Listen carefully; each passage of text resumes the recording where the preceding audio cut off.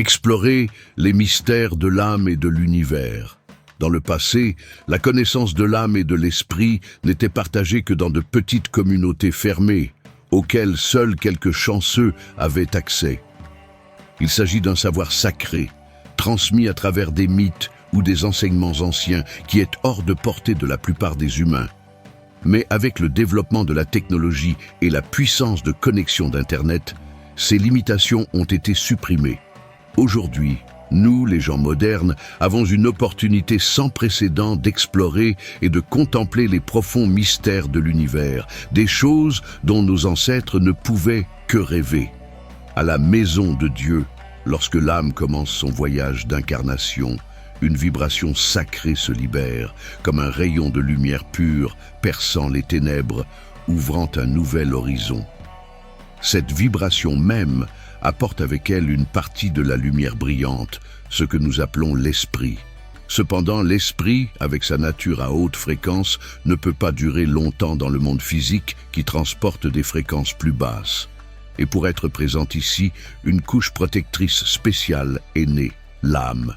L'âme n'est pas seulement une enveloppe protectrice, mais aussi un pont reliant l'esprit invisible et le corps visible. À partir de ce moment magique, l'âme et le corps se sont fondus en un seul, créant un seul être que nous appelons humain. Avec la naissance de l'âme, le voyage sur Terre devient une aventure continue de vie, d'essence et de transformation spirituelle. Des questions profondes sur notre but dans la vie, nos origines, et où nous irons après cette vie commencent à faire surface. Et c'est le début d'un voyage significatif que chacun de nous parcourt. L'âme, en quittant le corps physique, existe non seulement sous une forme purement spirituelle, mais est également enveloppée dans diverses couches, chacune jouant un rôle important dans son voyage. La première couche, ou corps causal, est l'endroit où résident les désirs non satisfaits, les peurs, les obsessions et le karma accumulé au cours de la vie. C'est le « je », une partie de l'ego, dont nous avons du mal à nous séparer. Mais en même temps, c'est l'un des facteurs qui crée tant de difficultés dans la vie humaine. Ensuite vient le corps émotionnel, ou corps astral. Cette couche contient toutes les émotions, les réactions sentimentales et les événements survenus dans la vie, exerçant une grande influence sur la façon dont nous percevons le monde. Enfin, il y a le corps mental, la couche la plus dense, mais tout aussi cruciale. Ce corps ne peut exister sans l'esprit, parce que c'est l'esprit qui contrôle tous les processus biologiques du corps, depuis les activités les plus simples comme se réveiller, manger, jusqu'aux pensées complexes dans chaque décision que nous prenons. Cependant, il y a une autre couche que peu de gens mentionnent, mais qui a une profonde influence sur nos vies, c'est la personnalité. Construite à partir de nombreux facteurs externes et d'expériences vécues, la personnalité joue un rôle de plus en plus important dans la façon dont nous faisons face aux défis. C'est cette couche rarement observée, mais qui a un impact significatif sur le développement spirituel de chaque être humain. Le « je », la couche qui entoure l'âme, est la cause des actions égoïstes, des réactions instinctives des êtres humains. Lorsque cette couche est trop épaisse, la lumière de l'esprit semble obscurcie, rendant l'être humain incapable de ressentir la connexion avec l'univers. C'est comme une jeune plante qui pousse dans des terres arides. Elle ne peut se développer que faiblement et rabougrie.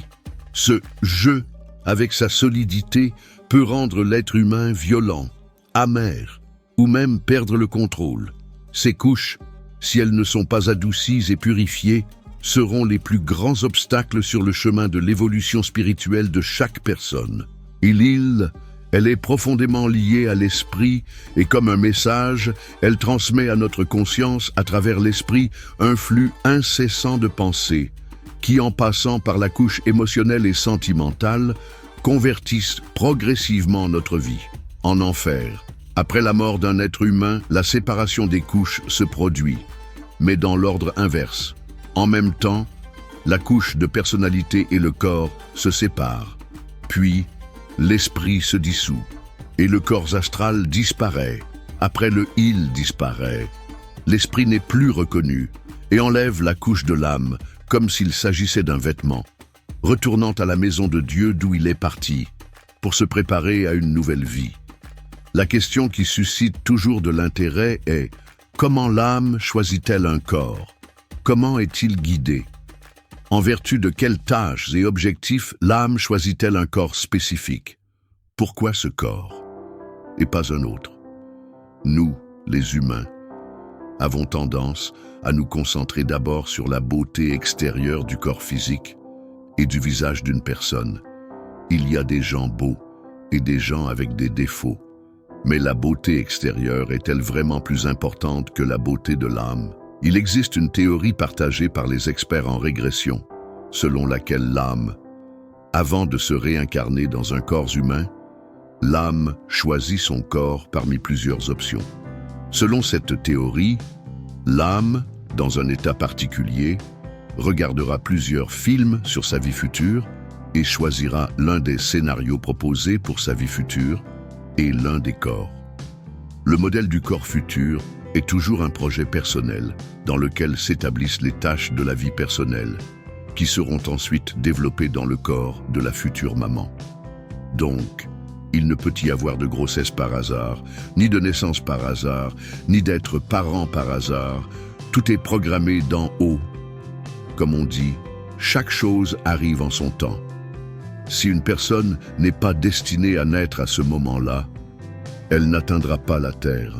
Si une femme n'est pas destinée à concevoir un enfant avec cet homme, elle ne tombera pas enceinte.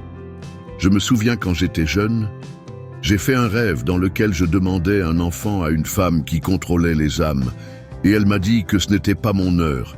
À cette époque, il y avait un doute sur la grossesse que mon mari et moi attendions.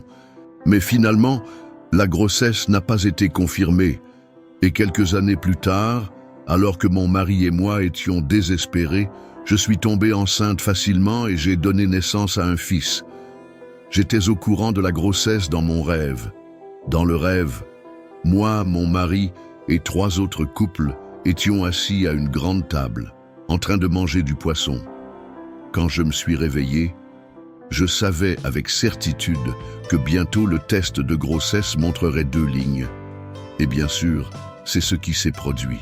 Au stade de la conception de la future maison de l'âme, les leçons inachevées des vies antérieures, les rencontres prédestinées, les tâches karmiques, les dettes impayées, tant avec les futurs parents qu'avec de nouvelles personnes, sera immédiatement intégré au programme de la prochaine vie.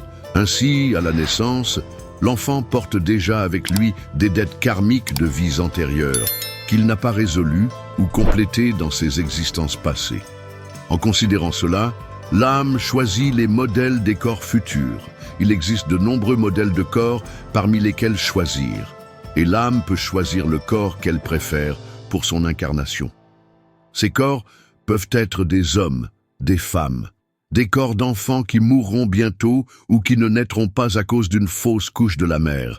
Chaque corps présenté pour votre sélection a ses propres caractéristiques, personnalité, humeur, un ensemble d'attributs de communication, profession, santé, apparence et bien plus encore. Le corps est consacré aux tâches de l'âme. L'âme passe d'un corps physique à un autre, et son corps actuel ainsi que son comportement dans cette vie détermineront le prochain corps et la prochaine vie. Un être vivant reçoit un corps physique d'un certain type, selon son karma. L'âme choisit un corps pour remplir au mieux sa mission karmique.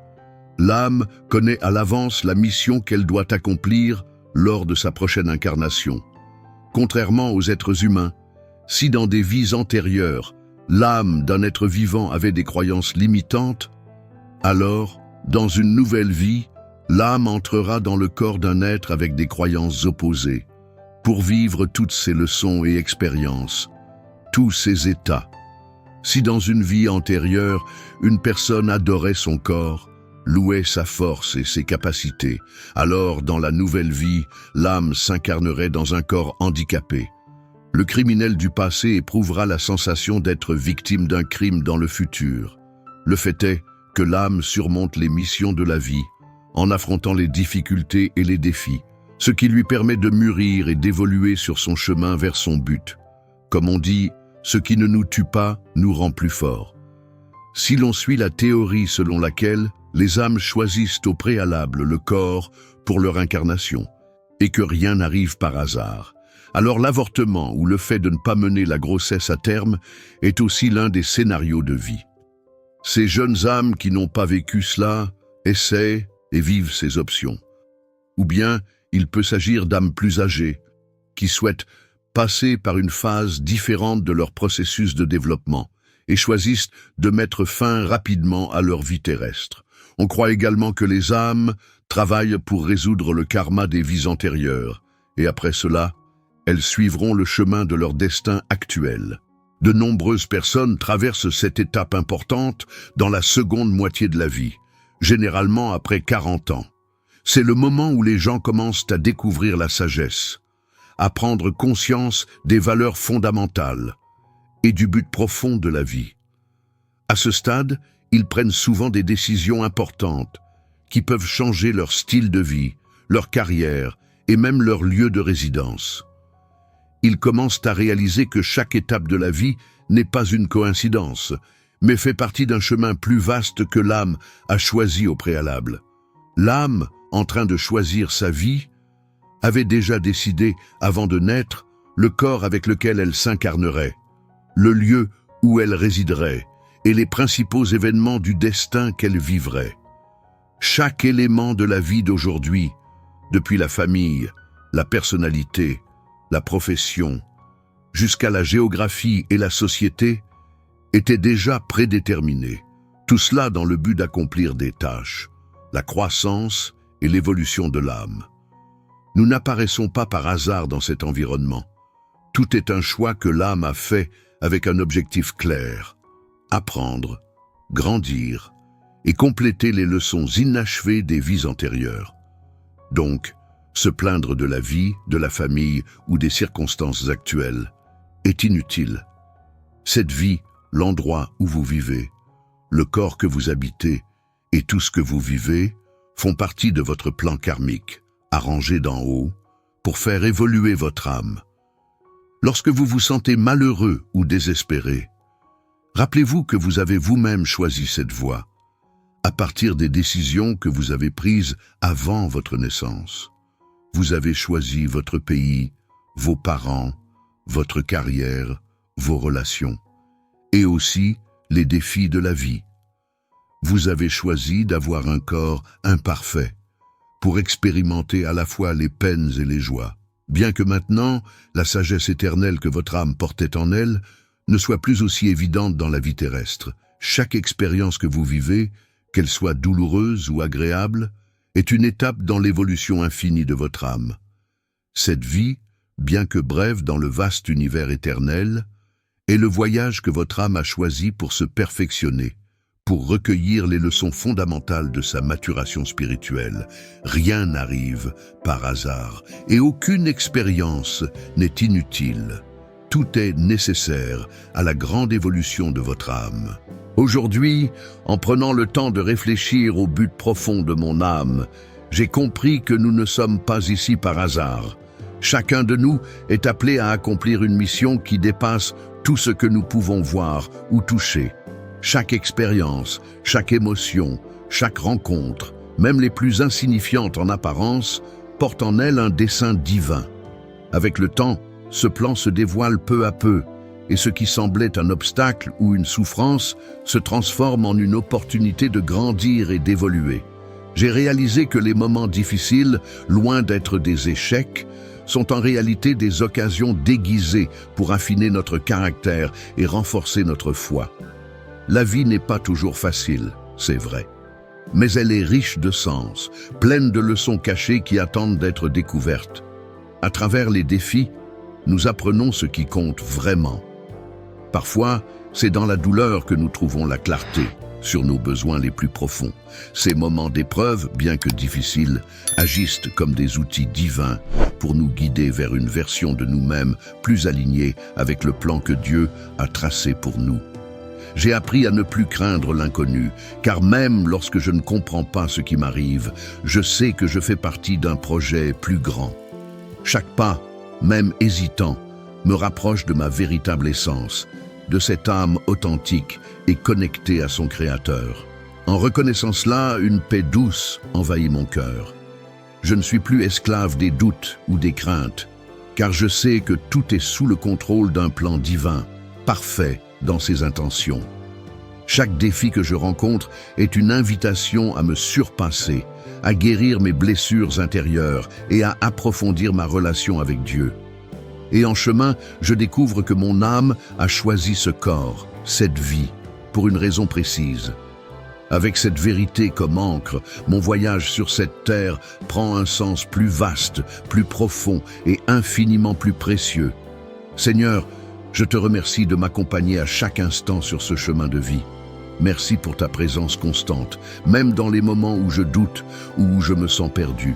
Aide-moi à me souvenir que tout, absolument tout, dans cette vie a un but divin. Accorde-moi la sagesse de voir la beauté cachée dans chaque défi, la force de les affronter avec courage et la foi de continuer à avancer, même lorsque le chemin semble sombre. Fais de ma vie un reflet de ton amour, un témoignage de ta lumière, et que chaque pas que je fais soit empreint de paix et de gratitude pour le plan merveilleux que tu as établi pour moi. Que ma vie soit à la hauteur de ce que tu as rêvé pour moi. Amen.